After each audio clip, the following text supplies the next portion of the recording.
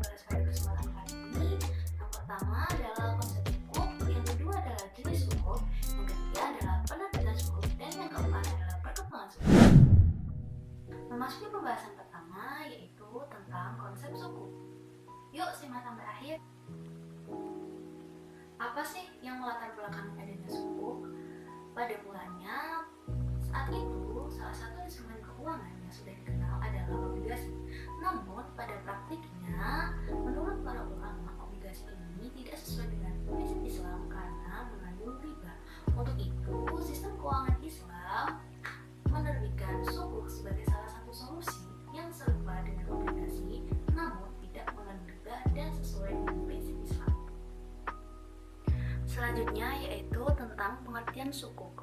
Menurut bahasa, sukuk berasal dari bahasa Arab yang memiliki kata dasar yaitu sak dan jamaknya yaitu sukuk yang artinya dokumen atau sertifikat. Lalu menurut kitab Al-Muwatta, sukuk yaitu instrumen keuangan pada masa pemerintahan Bani Umayyah sebagai bukti atas transaksi, perdagangan, dan kegiatan komersial. Lalu menurut OJK, sukuk yaitu sertifikat atau bukti kepemilikan yang bernilai sama dan mewakili bagian yang tidak terpisahkan atau tidak terbagi atas aset yang mendasarinya. Lalu menurut DSN MUI, sukuk yaitu suatu surat berharga jangka panjang berdasarkan prinsip syariah yang dikeluarkan oleh emiten dan mewajibkan emiten untuk membayar pendapatan kepada pemegang obligasi syariah berupa bagi hasil, margin atau fee, serta membayar kembali dana obligasi pada saat jatuh tempo. Selanjutnya yaitu skema tentang sukuk.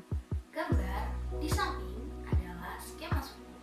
Gambar ini menunjukkan alur operasional sukuk di mana issuer atau emiten yang menerbitkan sukuk yang akan dibeli oleh investor sebagai tanda kepemilikan underlying asset.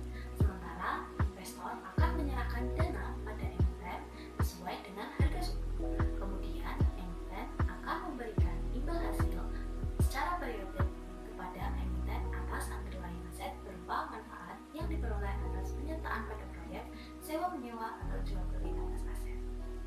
Lalu aset yang mendasari penerbitan sukuk itu diantaranya yaitu aset berwujud tertentu, nilai manfaat atas aset yang berwujud tertentu, jasa yang sudah maupun yang akan ada, aset proyek tertentu, dan kegiatan investasi yang telah ditentukan. Lalu sebenarnya apa sih perbedaan antara sukuk dan obligasi?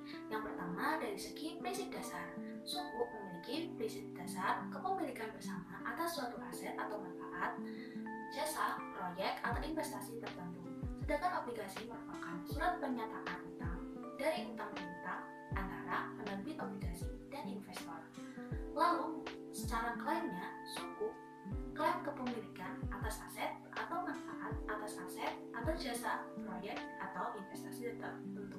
Sedangkan obligasi yaitu klaim piutangnya kepada penerbit obligasi. Secara penggunaan dana, sukuk penggunaan dananya hanya untuk kegiatan usaha yang tidak bertentangan dengan prinsip syariah. Sedangkan obligasi penggunaan dana tidak terbatas pada kegiatan usaha yang tidak bertentangan dengan prinsip syariah.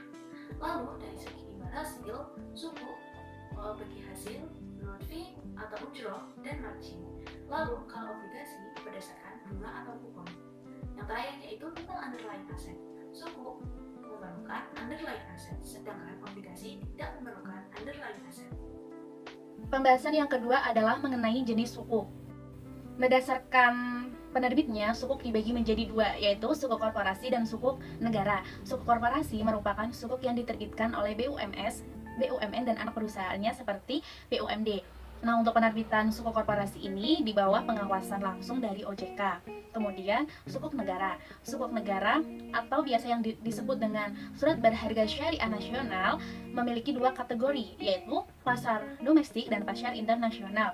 Pasar domestik sendiri terbagi menjadi beberapa jenis sukuk. Yang pertama adalah sukuk perbendaharaan negara syariah atau SPNS. Sukuk ini diterbitkan dalam rangka memenuhi kebutuhan arus kas jangka pendek pemerintah dan penyediaan instrumen likuiditas di pasar keuangan syariah. Yang kedua adalah Islamic Fix atau IFR. Adalah seri pertama dari sukuk negara yang diterbitkan oleh pemerintah Indonesia. Seri IFR ini diterbitkan dengan variasi tenor jangka menengah hingga jangka panjang dalam denominasi rupiah di pasar dalam negeri. Yang ketiga adalah Project Based Sukuk atau PBS. PBS ini diterbitkan untuk membiayai pembangunan proyek. Kemudian adalah sukuk retail atau SR. Sukuk retail ini memiliki nilai strategis untuk mendorong dan memberi fasilitas terhadap mobilisasi dana masyarakat umum kepada pemerintah dalam rangka pembiayaan APBN. Kemudian yang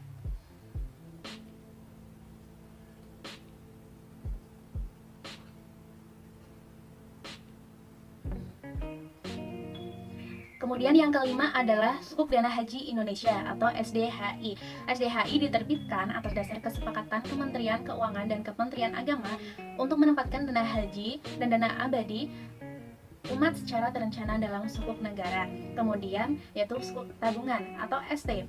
ST merupakan varian dari sukuk retail dengan target pasar investor individu dalam negeri dengan harga per unitnya yaitu sebesar 1 juta rupiah. Sukuk tabungan ini memberikan imbal hasil dan memiliki tenor 2 tahun. Kemudian yaitu sukuk internasional. Sukuk internasional hanya memiliki satu jenis saja, yaitu sukuk negara Indonesia atau SNI. SNI adalah sukuk negara yang diterbitkan dalam mendenominasi valuta asing di pasar perdana internasional dengan tingkat imbalan tetap serta bersifat tradable. Nah, berikutnya adalah sukuk berdasarkan underlying asset. Sukuk berdasarkan underlying aset ini dibagi menjadi dua, yaitu aset based sukuk dan aset based sukuk. Terdapat beberapa perbedaan mengenai kedua jenis sukuk tersebut, yaitu perbedaannya sebagai berikut. Perlakuan akuntansi atas aset pada aset based sukuk biasanya off balance sheet atau underlying aset sudah tidak dicatatkan lagi sebagai aset perusahaan dalam laporan keuangan. Sedangkan perlakuan akuntansi atas aset based sukuk yaitu biasanya on balance atau underlying aset tetap dicatatkan sebagai aset perusahaan dalam laporan keuangan. Kemudian kepemilikan aset baik sukuk yaitu terjadi transfer kepemilikan hukum atas aset kepada investor sukuk, sedangkan kepemilikan aset base sukuk terjadi transfer kepemilikan manfaat atas aset kepada investor sukuk. Untuk sumber penghasilannya yaitu aset baik sukuk, sumber utama pembayaran berasal dari cash flow aset. Sedangkan sumber penghasilan pada aset base sukuk yaitu biasanya berasal dari cash flow originator atau sukuk issue. Nah, untuk yang terakhir adalah mengenai rating. Untuk rating aset base sukuk yaitu menggambarkan cash flow dari aset. Sedangkan rating di aset base sukuk biasanya menggambarkan kemampuan finansial dari originator. Nah, kemudian sukuk berdasarkan skema dan struktur akad. Pada Syariah Standar nomor 17 tentang investasi sukuk, berdasarkan skema atau struktur akadnya, sukuk dibagi menjadi berikut. Yang pertama adalah sukuk salam. Sukuk salam merupakan sukuk yang diterbitkan dengan tujuan untuk mendapatkan dana untuk modal dalam akad salam, sehingga barang yang akan disediakan oleh akad salam menjadi milik pemegang sukuk. Namun, kerugian yang timbul pada perjanjian ini ditanggung sepenuhnya oleh pihak yang menjadi penyedia modal. Yang kedua adalah sukuk murabahah. Sukuk murabahah merupakan sukuk yang diterbitkan dalam rangka membiayai barang atau komoditas melalui akad murabahah, sehingga pemegang sukuk menjadi pemilik barang atau komoditas tersebut. Dalam hal ini, pihak penerbit sukuk adalah pihak yang menjual barang. Yang ketiga adalah sukuk muzoroah. Sukuk muzoroah ini diterbitkan dengan tujuan memobilisasi dana dalam rangka membiayai kegiatan pertanian dengan basis akad muzoroah, sehingga pemegang sukuk berhak atas bagian hasil pertanian dengan kesepakatan yang ada. Yang keempat adalah sukuk mugorosah. Sukuk mugorosah ini merupakan sukuk yang diterbitkan dengan basis akad mugorosah atau agrikultur dalam rangka mobilisasi dana untuk menanam tanaman dan membiayai pemeliharaannya, sehingga investor berhak atas bagian dari lahan dan hasil tanamannya. Kemudian yang berikutnya yaitu sukuk istisna, yaitu sukuk yang berdasarkan akad istisna adalah akad jual beli aset berupa objek pembiayaan antara para pihak di mana spesifikasi, cara dan jangka waktu penyerahan serta harga aset tersebut ditentukan berdasarkan kesepakatan. Nah, yang berikutnya yaitu sukuk musyarakah, yaitu sukuk yang berdasarkan perjanjian atau akad musyarakah di mana dua pihak atau lebih bekerja sama menggabungkan modal dan membangun proyek baru, mengembangkan proyek yang sudah ada atau membiayai kegiatan usaha. Yang terakhir adalah sukuk muzakat. Sukuk muzakat merupakan sukuk yang diterbitkan dengan tujuan menggunakan dana hasil penerbitan sukuk untuk melakukan kegiatan irigasi atas tanaman berbuah, membayar biaya operasional dan perawatan tanaman tersebut berdasarkan akad musakoh. Dengan demikian, pemegang sukuk berhak atas bagian dari hasil panen sesuai kesepakatan. Pembahasan yang ketiga adalah mengenai penerbitan sukuk. Mekanisme penerbitan sukuk. Berdasarkan Undang-Undang Pasar Modal Nomor 8 Tahun 1995, penawaran umum adalah kegiatan penawaran efek yang dilakukan oleh emiten untuk menjual efek kepada masyarakat berdasarkan tata cara yang diatur dalam undang-undang ini dan peraturan pelaksanaannya. Secara umum, proses penawaran umum dapat dibagi menjadi tiga, yaitu sebelum emisi, saat emisi, dan setelah emisi. Yang pertama adalah proses sebelum emisi. Proses sebelum emisi merupakan persiapan yang dilakukan di internal perusahaan. Yang kedua adalah proses saat emisi. Proses pendaftaran kepada OJK untuk mendapatkan surat efektif, lalu emiten dapat melakukan penawaran atas suku kepada investor. Kemudian dilanjutkan dengan proses book building dengan prospektus awal hingga tercatat di BEI. Yang ketiga adalah proses setelah emisi. Merupakan kewajiban pelaporan bagi emiten untuk melakukan keterbukaan informasi-informasi penting. Kemudian yang selanjutnya adalah pihak-pihak yang terlibat dalam penerbitan sukuk. Yang pertama ada emiten, yang kedua investor sukuk, yang ketiga special purpose vehicle atau SPV, yang keempat wali amanat, yang kelima penjamin emisi efek, yang keenam perusahaan pemeringkat, yang ketujuh credit enhancer, dan yang kedelapan ada tim ahli syariah atau TAS. Yang pertama emiten. Emiten merupakan pihak yang melakukan penawaran umum. Kemudian yang kedua investor sukuk. Investor sukuk ini dapat berupa individu atau perorangan maupun berupa institusi. Investor sukuk ini dapat memiliki sukuk sampai dengan waktu jatuh tempo atau menjualnya sebelum jatuh tempo. Yang ketiga ada SPF, merupakan sebuah entitas berbadan hukum dengan fungsi sebagai penerbit sukuk. Contoh SPF di Indonesia adalah perusahaan penerbit SPSN. Kemudian yang keempat wali amanat. Wali amanat merupakan pihak yang berperan sebagai wakil atas kepentingan pemegang sukuk atau investor. Wali amanat ini bertanggung jawab untuk mengawasi proses penerbitan sukuk dan memastikan bahwa investor menerima imbal hasil sesuai dengan periode pembayaran. Yang kelima, penjamin emisi efek. Merupakan perusahaan yang membuat kontrak dengan emiten untuk melakukan penawaran umum bagi kepentingan emiten dengan atau tanpa kewajiban untuk membeli sisa efek yang tidak terjual. Yang keenam, ada perusahaan pemeringkat. Perusahaan pemeringkat merupakan perusahaan yang memberikan penilaian atas kemampuan perusahaan untuk melunasi pembiayaan, kemampuan pembayaran imbal hasil tepat waktu, dan kemungkinan gagal bayar. Yang ketujuh, credit enhancer. Jika ada pihak ketiga yang menjadi penjamin atas penerbitan sukuk sehingga dapat menurunkan risiko gagal bayar atas pembiayaan tersebut. Dan yang kedelapan ada tim ahli syariah atau TAS. Tim ini bertanggung jawab untuk memastikan bahwa proses penerbitan sukuk sesuai dengan prinsip-prinsip syariah. Subbab yang selanjutnya adalah mekanisme penerbitan sukuk. Yang pertama ada bursa, yang kedua over the counter atau OTC, dan yang ketiga non-tradable sukuk. Yang pertama, bursa. Sukuk yang diterbitkan oleh korporasi maupun negara dapat diperjualbelikan di pasar sekunder melalui bursa. Sistem yang diadopsi oleh bursa untuk perdagangan sukuk saat ini adalah Fixed Income Trading System atau FITS. Dalam FITS, teknik perdagangan mengacu pada peraturan yang dibuat oleh BEI dengan persetujuan OJK. Satuan perdagangan atau lot size yang digunakan setara dengan 5 juta rupiah per satu lot. Kemudian, terdapat dua tipe perdagangan yang dilakukan melalui sistem FITS. Yang pertama adalah pasar reguler outright. Pasar reguler outright merupakan penjualan dengan cara lelang. FITS akan memproses penawaran yang masuk dengan memperhatikan harga tertinggi untuk penawaran beli dan harga terendah untuk penawaran jual. Apabila terdapat harga yang sama, maka sistem akan memprioritaskan penawaran yang masuk terlebih dahulu. Yang kedua, pasar negosiasi. Pasar negosiasi adalah fasilitas yang memungkinkan para anggota bursa untuk melakukan kesepakatan transaksi atau negosiasi sesama anggota bursa atau dengan pihak lain. Setelah menyepakati perdagangan, anggota bursa yang bersangkutan akan melakukan konfirmasi ke FITS sehingga transaksi yang dilakukan mengikat satu sama lain. Yang selanjutnya setelah bursa ada over the counter atau OTC. Mekanisme transaksi pada OTC disebut juga transaksi di luar bursa, yaitu transaksi efek antar perusahaan efek atau antara perusahaan efek dengan pihak lain yang tidak diatur oleh bursa efek, dan transaksi efek antara pihak yang bukan perusahaan efek. Transaksi OTC ini melalui sistem Electronic Trading Platform atau ETP. Kemudian yang selanjutnya ada non-tradable sukuk. Sukuk dengan karakter non-tradable adalah sukuk salam, sukuk istisna, dan sukuk murabahah. Yang pertama, sukuk salam.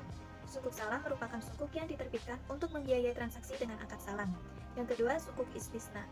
Sukuk istisna memiliki karakteristik yang hampir sama dengan sukuk salam, namun digunakan untuk proyek yang membutuhkan proses produksi, misalnya seperti pembangunan gedung dan jembatan. Kemudian yang ketiga ada sukuk murabahah. Sukuk murabahah diterbitkan untuk membiayai transaksi jual beli suatu barang. Yang selanjutnya adalah valuasi sukuk.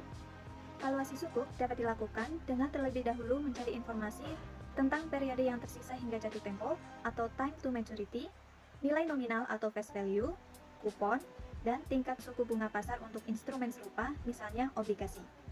Tingkat suku bunga pasar ini disebut juga dengan yield to maturity atau YTM atau yield obligasi. Dengan semua informasi ini, investor dapat menghitung nilai arus kas sukuk sebagai perkiraan nilai pasar sukuk saat ini atau present value. Pembahasan yang selanjutnya adalah resiko sukuk. Resiko sukuk ini dibagi menjadi dua, yaitu risiko bagi investor dan risiko bagi emiten. Risiko bagi investor yang pertama ada risiko likuiditas. Risiko likuiditas merupakan risiko yang terjadi di pasar sekunder pada saat investor sulit untuk menjual kembali sukuk dengan harga yang wajar. Yang kedua ada risiko pasar. Risiko pasar adalah risiko yang disebabkan oleh pergerakan faktor-faktor pasar yang dapat merugikan perusahaan dan dapat menyebabkan risiko terjadinya perubahan nilai sukuk. Yang ketiga ada risiko imbal hasil. Risiko imbal hasil adalah risiko akibat adanya perubahan pada tingkat imbal hasil yang dibayarkan perusahaan kepada investor sukuk. Yang keempat, risiko terkait aset atau underlying. Risiko yang terjadi pada saat aset yang menjadi underlying sukuk tidak beroperasi sebagaimana yang diharapkan. Kemudian, yang kelima, risiko gagal bayar. Risiko gagal bayar adalah risiko yang disebabkan oleh kegagalan perusahaan dalam melakukan pembayaran, baik imbal hasil maupun pokok sukuk pada saat jatuh tempo atau waktu lain yang telah ditetapkan sebelumnya. Kemudian ada risiko bagi emiten. Yang pertama ada risiko likuiditas. Risiko likuiditas merupakan risiko ketidakmampuan emiten untuk memenuhi kewajiban jangka pendeknya atau kewajiban yang jatuh tempo dari sumber pendanaan arus kas. Yang kedua ada risiko operasional. Risiko operasional merupakan risiko yang disebabkan oleh ketidakcukupan atau tidak berfungsinya proses internal, kesalahan manusia, kegagalan sistem atau adanya masalah eksternal yang mempengaruhi pelaksanaan kegiatan usaha perusahaan. Yang ketiga ada risiko makroekonomi. Risiko ini terjadi dikarenakan adanya perubahan kondisi makroekonomi baik nasional maupun global, seperti adanya resesi, inflasi, dan perang dagang. Dan yang keempat ada risiko perubahan kebijakan pemerintah. Risiko ini disebabkan adanya perubahan kebijakan pemerintah yang dapat mempengaruhi kinerja perusahaan. Pembahasan yang keempat adalah perkembangan suku. Yang pertama, perkembangan suku korporasi di Indonesia. Suku korporasi yang pertama kali diterbitkan di Indonesia adalah suku korporasi PT Indosat Terbuka yang pada saat ini masih bernama Obligasi Syariah Mudharabah Indosat. Suku tersebut diterbitkan pada tahun 2002 dengan penawaran senilai 175 miliar dan menggunakan struktur mudharabah. Selanjutnya, pada tahun 2004 terdapat penerbitan suku korporasi dengan skema ijarah yang diterbitkan.